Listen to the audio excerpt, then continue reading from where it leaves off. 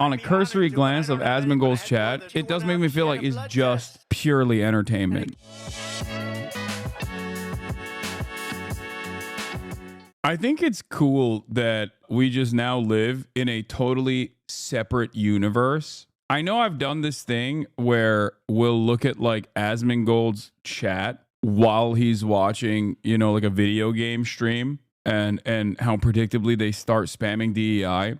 But I'm truly fascinated with the other side of America at this point, where Donald Trump, a New York real estate billionaire failson, rambles on and on about golf during a historic period of inflation, okay, after, you know, defeating the Democratic Party due to the cost of living crisis and how he said he was going to fix it, only to seemingly make it worse with a lot of the insane actions they've taken so far in dismantling the administrative state, okay? And we're over here watching him ramble on and on about golfing.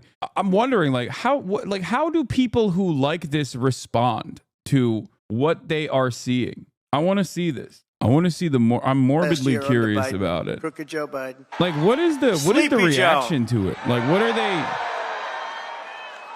Like, are they just reacting to like how funny Trump is or something? He's not a 36 I suspect that but he that's had what one it ability is, that right? was amazing. There's a couple people in there being pulling a trying thing that weighed to about fight 6 against ounces. them. You know It those? seems Hasan running out of content and has to stalk other streamers' chats. This is not even a stalking of other streamers' chats. This is a very active.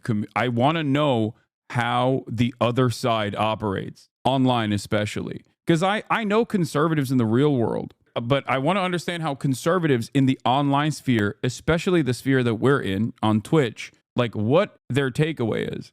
This is basically an anthropological study at this stage. Okay. Are you not interested? I'm genuinely interested. This is not to like disparage people. I'm not trying to like dunk on Asmongold or his chat or anything like that. I just want to understand what their takeaway is from a speech like this one. I do also despise the chat hoppers that instantly went over there to be annoying, so I'm gonna probably shut this off because people can't help themselves. You know they immediately Franklin become wrote me a annoying letter. He little said, "I love you shitheads. so much, You're ruining my it'd be better data. If you can't understand what people like about Donald Trump, you'll never be able to approach them and talk to them where they're at. That's what I believe, 100%. And from what I see at a cursory glance, most of the takeaway is that they just find it incredibly entertaining. This is cinema truthful. Bros bringing back The Apprentice. Better routine than most comedians, lol. I think that's what it is. A lot of people despise the Democratic Party for understandable reasons, and some of them despise the Democratic Party for lame reasons. But I think the output is still the same. He's dunking on the Dems in the way that these guys are approaching the subject. They're looking at this and they're going, oh, he's shitting on my enemies, the Dems, the liberal elite. Say what you want about the dude he's spitting. Are nice people. I mean, we hate the Democrats here as well, for the most part. But I think the reasons as to why they hate the Democrats are very different than the reasons as to why we hate the Democrats. I think I would go so far as to say that my reasons for hating politicians across the board is pretty valid. He tells people what they want to hear. I don't even know if this is what people want to hear.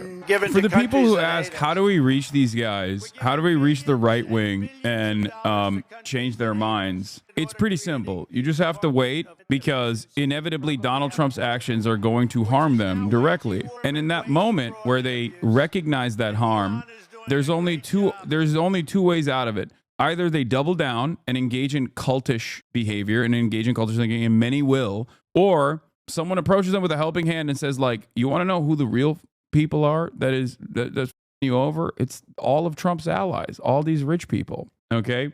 The issue, however, is that there is no competent Democratic Party right now that is actively doing that because they have the same exact corporate benefactors. Like, Democrats love the rich guys as well. So they can't actually launch or mount any sort of significant opposition from a true populist perspective. Without that, this is truly an opportunity. This is truly an opportune moment in all of this crisis, okay? In this moment of crisis where Americans will recognize that even under the Trump leadership, their lives haven't gotten better because you can't fix that. Like, lies will not change the fact that you're still struggling. Won't change the reality that you're having issues with paying rent still. But Trump is now president, and he said everything was going to get better, but it's not happening.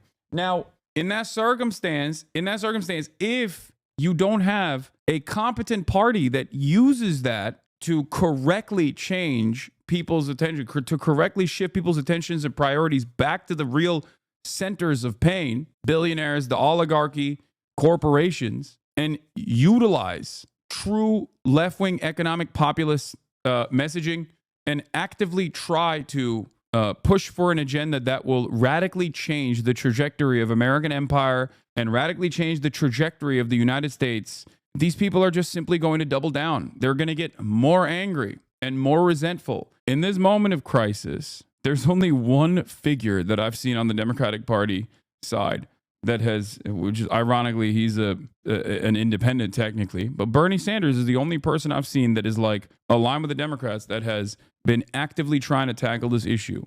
And I don't even agree with most of his foreign policy, but it doesn't matter. Okay, on the issue of domestic affairs, like he's actively trying to tackle it. I hear HasanAbi is a slave to his chat. Yes, I am. I'm enslaved by my chat. That's why I always yell at my chat. And unlike, other people, I let you chat in here as long as you followed for 10 minutes. You don't even have to pay for a subscription. And yet people still subscribe for $6 or for free with a Twitch Prime, of course. Open the door, we'll say, and even gift subs. They stole this too. I don't even have a subscriber-only chat. Is that because you don't want to be an echo chamber? Yes, I want to understand the other side. I do this all the time. That's why I have a concept called like hogwatch. You know what I mean? In order to better message to all Americans, you have to understand what like the Trump writers are thinking, why they like him so much, what is so captivating about him. I think it's important to understand where the other side is coming from. On a cursory glance of Asmongold's chat, it does make me feel like it's just purely entertainment. Like they just think he's hilarious. You know what I mean? They just straight up think he's killing it. Like he's doing killer bits. That's it. I don't think there's a lot of interest in like the actual policy behind it. I don't know if that's because of the way Asmongold covers it, because I'm unfamiliar with the way he covers Donald Trump. Maybe he just says like, oh, it's pure entertainment. It's pure entertainment. It's so funny. He's so based. Maybe that's the reason why the community is reflecting the opinion of the streamer in that regard. Or maybe it's because that is truly what they derive out of the Trump administration. Like they just think it's content. And I guess if you're like a stay-at-home NEET or whatever and not a federal government employee whose job is on the line, then yeah, he is just entertainment. It's like the opposite side of the liberal part of the equation, the upper middle class liberal, professional managerial class liberals who don't have much to lose. You're still this charitable to Asmon in his chat? No, dude, I'm not a idiot, and I want to understand where people are coming from.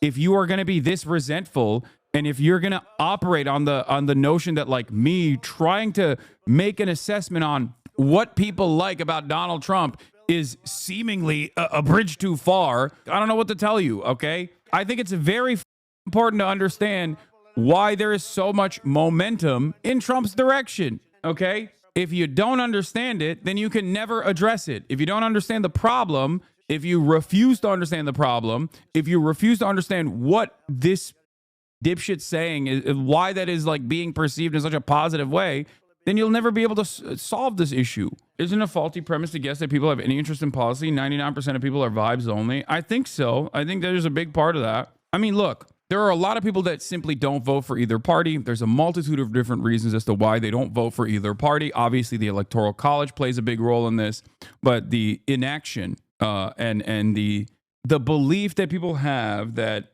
the Democrats are not really doing anything for them or the Republicans are not doing anything for them plays a big role in this, okay? But for the people that do vote, 80% of them vote simply for partisan reasons, okay? At least that's what empirical evidence shows.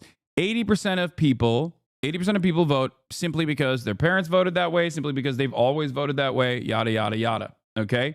Then there's the 20% of people that vote for policy-related reasons. Those 20% that vote for, I guess, like, or ideological reasons beyond policy, or not beyond policy, but ideological reasons that pertain to policy. That's it. 20%. That's it. And there are a tremendous number of individuals out there that simply don't vote at all. So, of course, a lot of the people that do vote on partisan grounds, and it's simply team sport for them. And lo and behold, for many of those people that do go out and vote on purely team sport related reasons, yeah, the stakes are low for them, both on the liberal side and the Republican side, both on the Democrat side and the Republican side. The stakes are low because they're in the upper crust, okay? They're in the top 10%.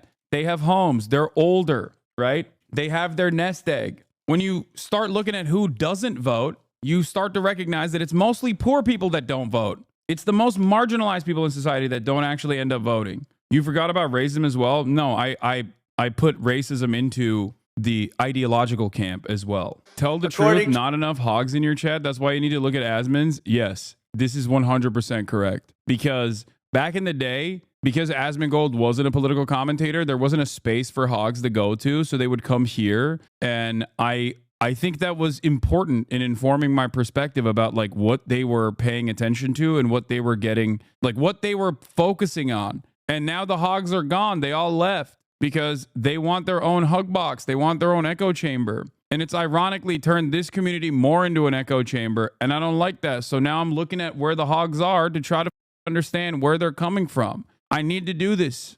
Okay. I'm an anthropologist. I'm a hog here. I enjoy the seething. Amazing. See, this is what I mean. Thank you for being here. Please.